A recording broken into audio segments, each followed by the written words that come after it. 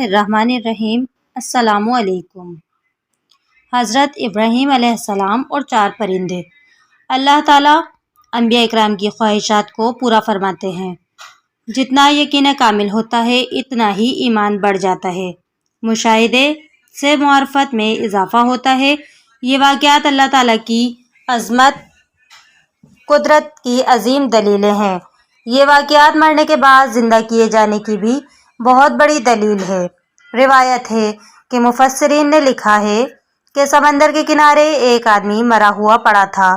سمندر کا پانی چونکہ چڑھتا اترتا رہتا ہے، چنانچہ جب پانی چڑھا تو مچھلیوں نے اس کی لاش کو کھایا، اور جب پانی اترا تو جنگل کے درندوں نے کھایا، اور جب درندے چلے گئے تو پرندوں نے کھایا۔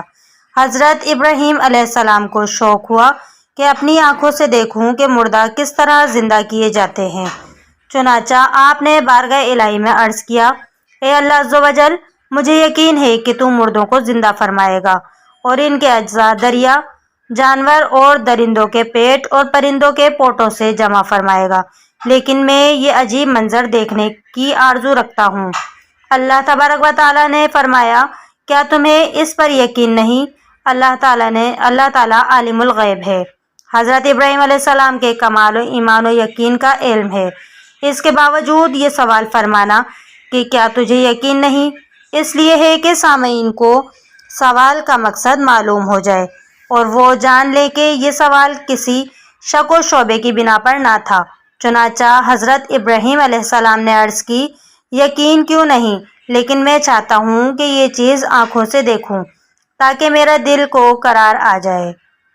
حضرت ابراہیم علیہ السلام کی فرمائش پر حکم خداوندی ہوا کہ تم 4 پرندے لے آؤ اور انہیں اپنے ساتھ خوب مانوس کر لو، پھر انہیں ذبح کر کے ان کا کیما آپس میں ملا کر مختلف پہاڑوں پر رکھ دو اور انہیں آواز دو، ان میں سے ہر ایک اپنی پہلی والی شکل و صورت میں بن کر تمہارے پاس آ جائے گا۔ چنانچہ حضرت ابراہیم علیہ السلام نے 4 پرندے لیے۔ ایک قول کے مطابق وہ مور، مرغا، کبوتر اور کوّا تھے۔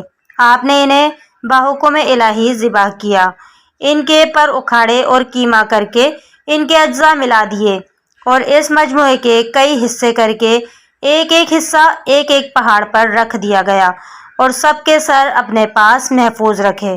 پھر ان پرندوں کو آواز دے کر بلایا۔ آپ علیہ السلام کے بلاتے ہی حکم الہی سے وہ اجزاء اڑے اور ہر جانور کے اجزاء علیحدہ علیحدہ ہو کر اپنی ترتیب سے جمع ہوئے اور پرندوں کی شکل بن کر اپنے پاؤں سے دوڑتے ہوئے آپ کی خدمت میں حاضر ہو گئے اور اپنے اپنے سروں سے مل کر مکمل ہو گئے۔ سبحان اللہ، بے شک اللہ تعالیٰ مردوں کو زندہ کرنے والا ہے، میرا رب ہر چیز پر